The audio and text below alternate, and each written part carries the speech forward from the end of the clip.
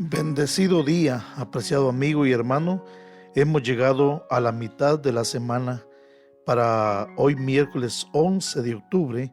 El título de nuestra meditación de la lección de escuela sabática para hoy es El pueblo de Dios, los canales de la misión. Por favor, acompáñenme en oración para proseguir con la reflexión de la palabra de Dios.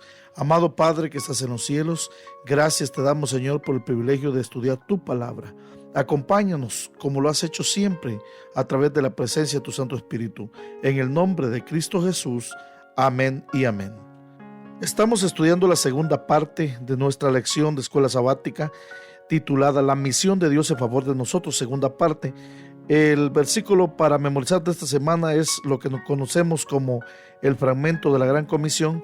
Por tanto, vayan a todas las naciones, hagan discípulos, bautizándolos en el nombre del Padre, del Hijo y del Espíritu Santo. El pueblo de Dios, los canales de la misión. Hoy nos corresponde hablar acerca de los canales de la misión que es el pueblo de Dios.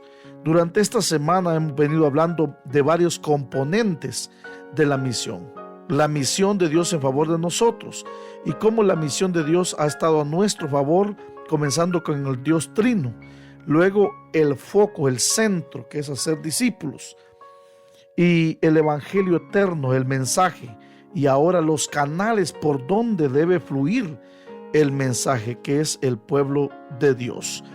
Meditemos por un momento en este importante tema y vamos a tomar 1 Timoteo 3:15, donde dice: para que si tardo sepas cómo debes conducirte en la casa de Dios, que es la iglesia del Dios viviente, columna y baluarte de la verdad.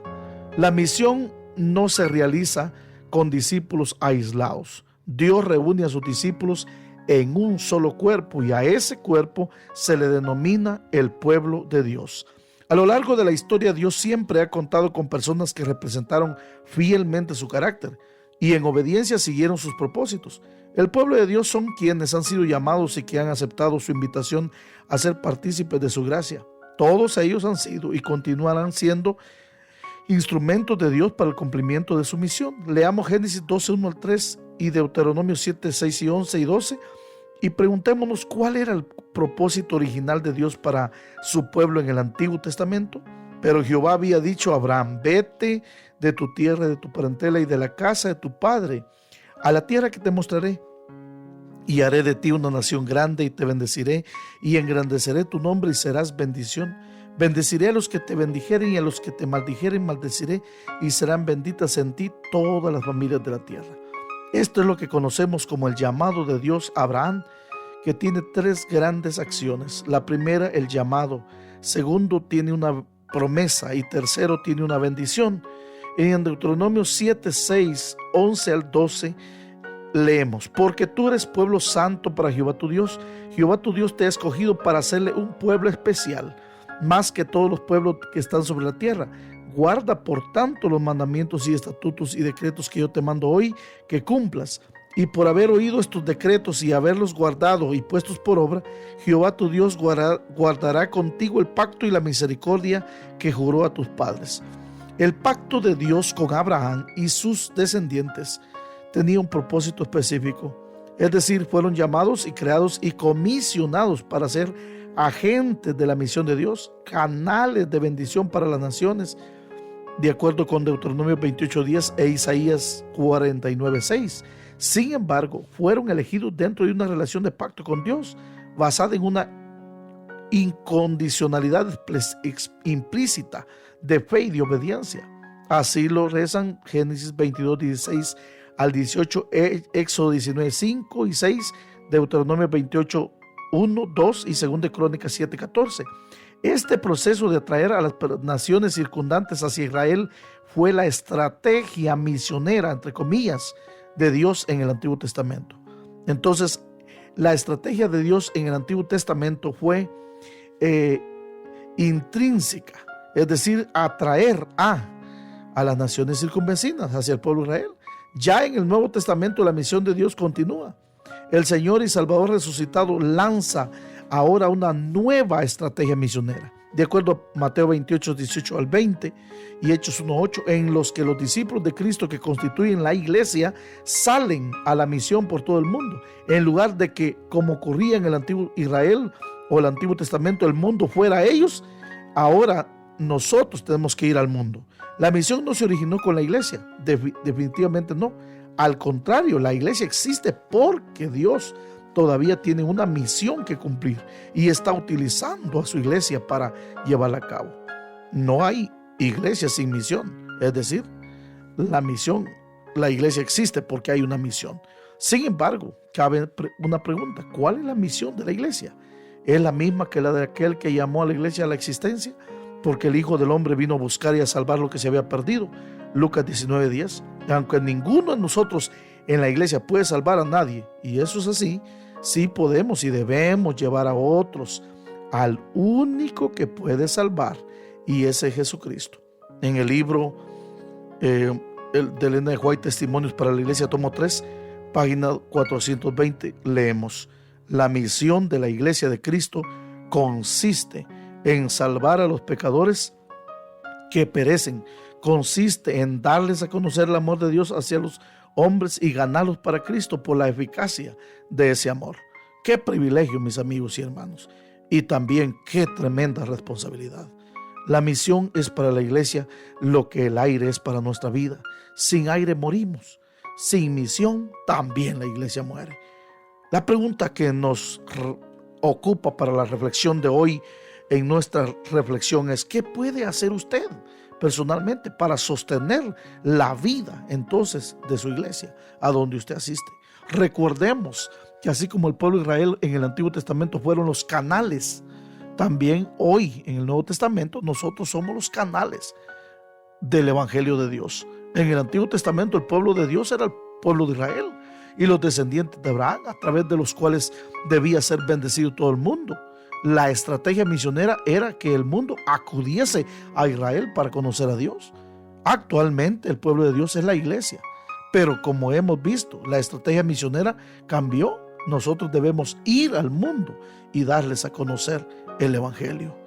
Mis amigos y hermanos, definitivamente los canales de la misión son importantes, porque si no hubiera canales, entonces ¿cómo puede fluir el Evangelio? La palabra canal de bendición es usada especialmente cuando se estudia la misión de Dios en el Antiguo Testamento. Por eso nosotros debemos encontrar maneras de divulgación de nuestra fe. La dimensión misionera del discipulado tiene que ver con la comprensión del llamado a ser discípulo. La palabra griega, como ya lo dijimos antes, es mateúsate, en Mateo 28, 19, como un llamado esencial y verbo de acción a participar de la misión y a reproducirse. Este mandato es la orden principal de la Gran Comisión y debe continuar siendo la responsabilidad primordial de la iglesia en todos los contextos. Los creyentes del Nuevo Testamento vinculaban la noción de pertenencia a una comunidad con la responsabilidad de compartir lo que esa comunidad representaba.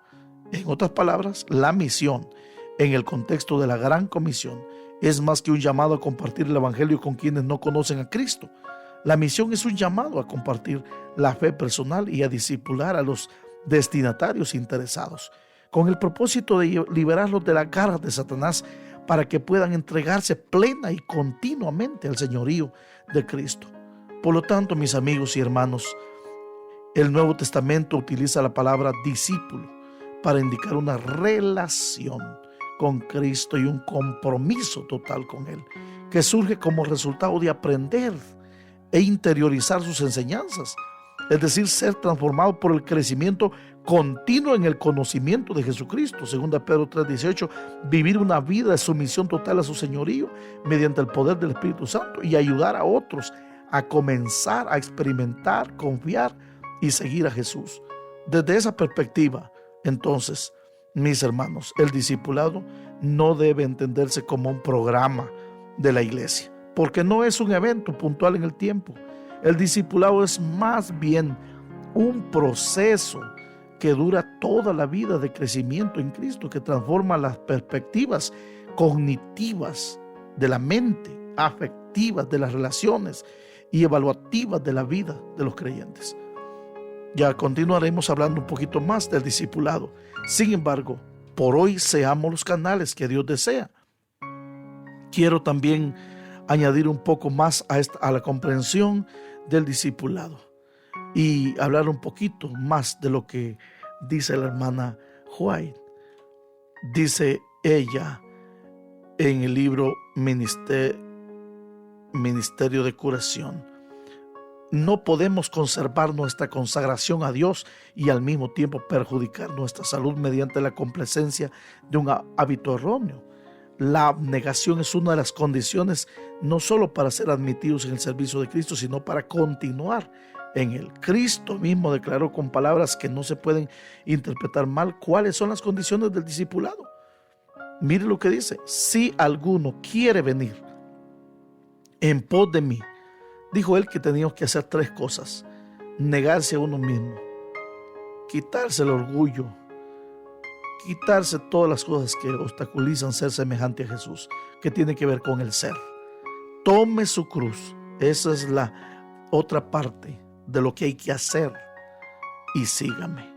Mis hermanos y hermanas, hay gozo en el verdadero discipulado. El libro de Deseo a toda la gente, en la página 239, dice: en el gozo de su nuevo discipulado, Mateo, hablando del ejemplo de Mateo, anhelaba llevar a Jesús sus antiguos asociados. Por consiguiente, dio un banquete en su casa y convocó a sus parientes y amigos. ¿Cuántos de los que estamos en la iglesia hacemos lo que Mateo hizo?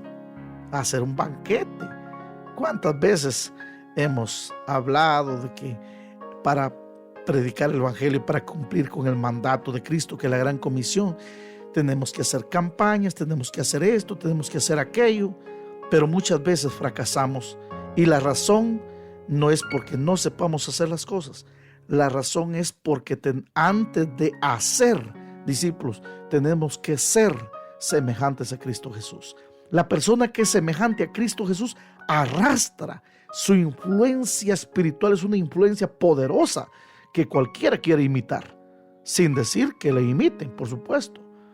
Pero hoy, mis amigos y hermanos, tenemos que orar a Dios para que Él nos dé en el Espíritu Santo y nos ayude a ser más semejantes a Cristo Jesús. Como dice el himno, ser semejante a Jesús es el deseo de mi corazón. Oremos. Amado Padre que estás en los cielos, muchas gracias por tu palabra. Ayúdanos a ser los canales por el cual fluya, no los canales por el cual se estanque, se tope, se tape también, Señor, las influencias de la obra misionera. Que no seamos obstáculos, sino que seamos canales donde pueda fluir. Te rogamos, te lo pedimos en el nombre de Jesús. Amén y amén.